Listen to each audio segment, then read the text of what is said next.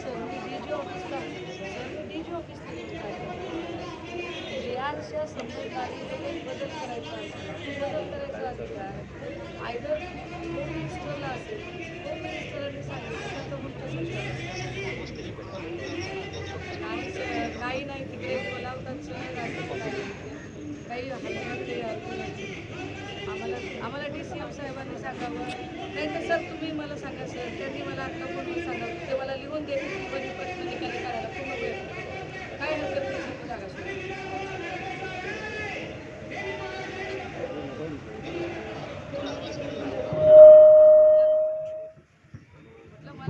मला त्यांनी सांगावं की ते प्रश्न मला सोडवण्यात येणार प्रश्न सोडवण्याची हमी देणार का ते आत्ता त्यांनी मला इथून हमी देणार इथे सगळी लोक आहेत सगळेजण आहेत हमी देणार का ते मला प्रश्न सोडवण्याची उगाच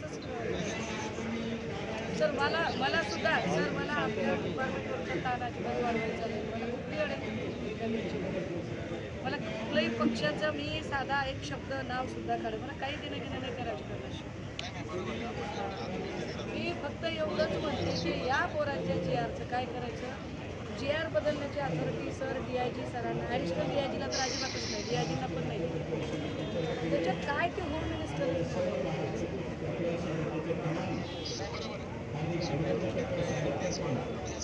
होम मिनिस्टरांनी वेळ काढावा ना आता एवढ्या सगळ्या बहिणी त्यांच्या लाडक्या आहेत मी काही जोडकी आहे वय मी पण लाडकी आहे बाहेर वेळ काढावा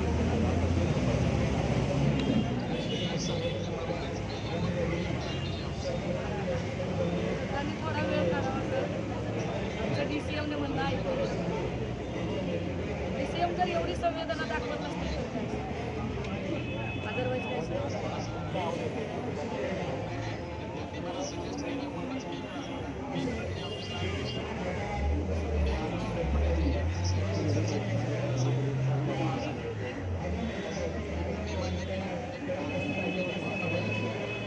सर ADG सर डिसिजन घेऊ शकतात नाही सर बोलून काय उपयोग आहे सर तर माझ्या प्रॉब्लेमची सोल्युशन तसंही सर माझा नेहमी कंप्लीट राहून आहे आत्ता जे तुमच्या आयुक्त साहेबांनी जे डॉक्टर बोलावले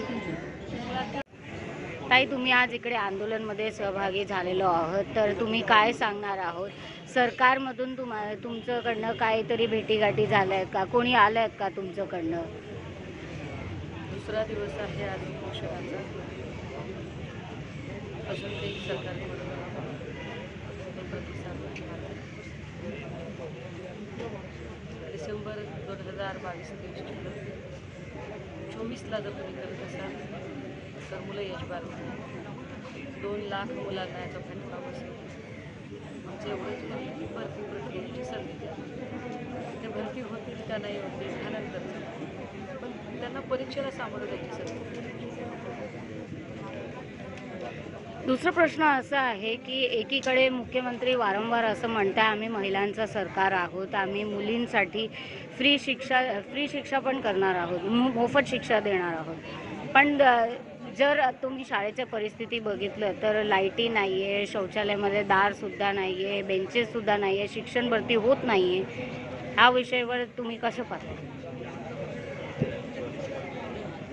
बोलायला नाही त्याच्याबद्दल आता ताकद नाही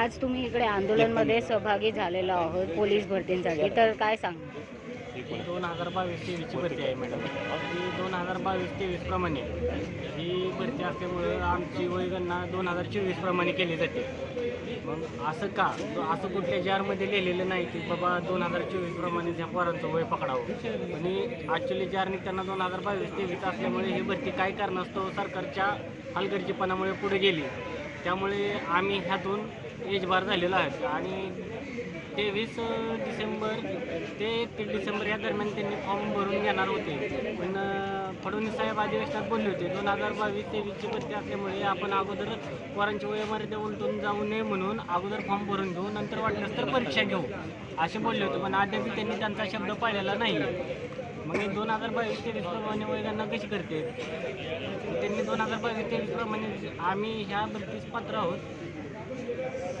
एवढंच मला माहिती आम्हाला एक संधी द्यावी फॉर्म भरण्यासाठी चालू करावी एवढीच आमची सरकारला विनंती आहे. जर सरकारने तुमच्या मागण्या नाही पूर्ण केलं किंवा काय दखल नाही घेतलं तर तुमचं पुढचं पाऊल काय असणार?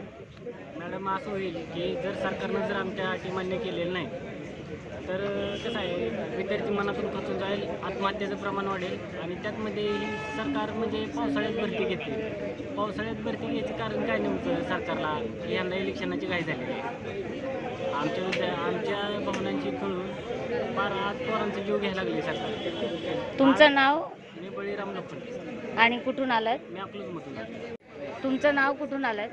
माझं नाव संदीप बोबडे, मी पुण्यावरून आलो आहे. वारंवार निवेदन देऊन सुद्धा सरकार आमच्याकडे दुर्लक्ष करतं. कशासाठी करतं हेही कळत नाही. साधे रास्ता मागण्याचा पंडित सर आले होते, ते तुमची मागणी एवढी काही मोठी मागणी नाही आहे, आतापर्यंत मागणी मान्य व्हायला पाहिजे. गेल्या 8 महिन्यांपासून आम्ही 288 आमदार, 48 खासदार, राज्यसभा सदस्य असू द्या, विधान परिषद सदस्य असू द्या, सगळ्यांकडे वारंवार मागणी केली. अक्षरशः मुख्यमंत्री साहेबांना जर आम्ही 8-9 वेळा भेटलो असं, फडणवीस साहेबांना आम्ही 2 वेळा भेटलो मग आमच्या नक्की अडलं कुठे हे ते सांगत नाही. बरं, त्यांनी आता आम्हाला नंतर गाजर दिले, 9,000 भरतीनंतर मला संधी दिली. तर 9,000 संधीमध्ये आम्हाला जर भरतीचं उत्तर संधी जर ते देऊ शकतात तर मग आता का देऊ शकत नाही, याचं उत्तर त्यांनी अजूनपर्यंत दिलं नाही. टेक्निकल प्रॉब्लेम, असे कुठले टेक्निकल प्रॉब्लेम, भरती जर 2,22 आहे मग आमचे वय त्यावेळेस सगळ्यांना जावं. आता ही मान्य फॉर्म भरलेले आहे, त्याच्यावरती क्लिअरली उल्लेख आहे 22-23चा. मग यांना प्रॉब्लेम काय नक्की? आणि हे जर आम्हाला म्हणतात की तुम्हाला पुढच्या परिस्थितीमध्ये तुम्हाला समावेश करून घेऊ, तुम्हाला संधी देऊ, तर माझं त्यांना आव्हान आहे की जर ज्याप्रमाणे आम्हाला डावलता आहात, पुढच्या भरतीमध्ये तुम्ही संधी असं करत आहात, तर मग तुम्ही हे जे आता विधानसभा जी आहे याच्यामध्ये तुम्ही फॉर्म भरू नका. कोणी भाजपवाल्यांनी किंवा एका सत्तेधारी आहेत त्यांनी पुढच्या विधानसभेमध्ये फॉर्म भरा. बघूया ना तुम्ही 10 वर्ष सहन करताय. हां, 1 वर्ष पळलो तर पूर्ण पायाची वाट लागते. अजून किती वर्ष आम्हाला यांनी पळावं? बरं, आमच्या अधिकारी आमचा, आम्ही काही नोकरी मागत नाही त्यांच्याकडे, आम्ही आमचा हक्क मागतो. परिषदांची त्यांनी संधी मागतो, त्यांनी संधी द्यावी की भरती हो न हो, जे काय असेल ते आम्ही आमच्या कॅपॅसिटीमध्ये बघू मग काय होतं. याच वेळी आता ह्या आंदोलनमध्ये तुमच्यासोबत एक मोठे लीडर पण आहेत ज्यांनी पाठिंबा दिलाय. तुम्हाला असं वाटतंय ह्याच वेळी सरकार तुमच्या मागण्या पूर्ण करतील किंवा दखल देतील? अक्षरशः म्हणजे आमची एवढी मोठी मागणी नाही आहे. म्हणजे 8 महिन्यापासून आम्ही पळतोय, सरकारकडे वारंवार विनंत्या करतो त्यांना. त्यांनी आमच्यावरती ही वेळच येऊन नव्हती पाहिजे इथपर्यंत. त्यांनी ही वेळ आणलेली आहे. आता आमच्या सुषमाताई आमच्यासाठी मैदानात उतरले तर कारण माननीय संजयजी शिरसाट साहेब ताईंवरती त्यांनी बोललेलं आहे. त्यांना हे बोलणं शोभतं का? हे पहिलं त्यांनी पाहिलं पाहिजे. आम्ही तुमच्याकडे वारंवार विनंती केलं. शिरसाट साहेबांना मी मुख्यमंत्री म्हणजे साहेबांच्या गावामध्ये, दरे गावामध्ये जाऊन त्यांची भेट घेतलेली तिथं सुद्धा. मग एवढं दिवस आमच्या मागण्या का मान्य केल्या नाही? पण तुम्ही जर आमच्या मागणी मान्य केल्या असतं ताईंना आमच्यासाठी रस्त्यावरती उतरावं लागलं असतं, आंदोलन करावं लागलं असतं, उपोषण करावं लागलं असतं. हे का? हे कशासाठी? ही वेळ तुम्ही आणलीत आहे आणि आज तुम्ही त्यांच्या विषयी बोलताय. हे तुम्ही जर केलं असतं तर कशासाठी गोष्टी झाल्या असतात? तुमचं नाव? संदीप आणि कुठून आलाय? पुणे. 2 मिनटं. तुमचं नाव, कुठून आलं तुम्ही? माझं नाव भाग्यश्री दीपक शिंदे, मी साताऱ्यातून आले आहे. आणि ही भरती जी आहे ना ती 22-23ची आहे आणि गोयगणना ही 22-23चीच केली पाहिजे. जर 31 डिसेंबरच्या आधी हा GR भरती काढली असती तर आमच्यात ही वेळच आली नसती. तर गोयगणना ही 24चीच करावी. काय वाटते तुम्हाला, एवढं का वेळ झालं होतं?